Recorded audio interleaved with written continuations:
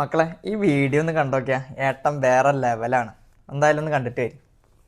കേരളത്തില് 5 കൊല്ലം കുടുംബം മാത്രം മലമ്പുഴ നിയോജകമണ്ഡലം സന്ദർശിക്കുകയും പാലം പാലം എന്ന് പറഞ്ഞ് ഞങ്ങളെ പാലത്തിലേക്ക് നോക്കിപ്പിക്കുകയും ചെയ്യുന്ന ഈ ഭരണം നിങ്ങൾ എത്ര മികവോടെ കൊണ്ടുവന്നറിയില്ല. കേരളത്തിൽ അങ്ങോളം ഇങ്ങോളം നിങ്ങൾ പറയുന്നത് എന്തുമാത്രം വികസനമാണെന്നാണ്. നടക്കണം. കേരളം മൊത്തം നടക്കണ്ട, കേരളം മൊത്തം നടക്കണ്ട. വിരലിൽ എണ്ണി പന്നി ജനങ്ങളെ മണ്ടന്മാരാക്കിക്കൊണ്ടിരിക്കുന്ന ഈ പ്രഹസനം ഒന്ന് നിർത്തൂ.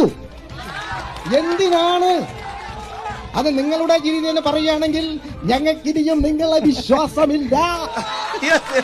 കാരണം പറഞ്ഞു പറഞ്ഞ് ഇന്ന് മുതൽ 1000 രൂപ നിങ്ങൾക്ക് ഇന്ന് മുതൽ കിട്ടും ചേച്ചി, സത്യം ചെയ്യൂ സത്യം ചെയ്യൂ എന്ന് പറഞ്ഞ് ചില പ്രകടനങ്ങൾ ചില വ്യക്തികൾ നടക്കുന്നുണ്ട് വാർഡ് തോറും.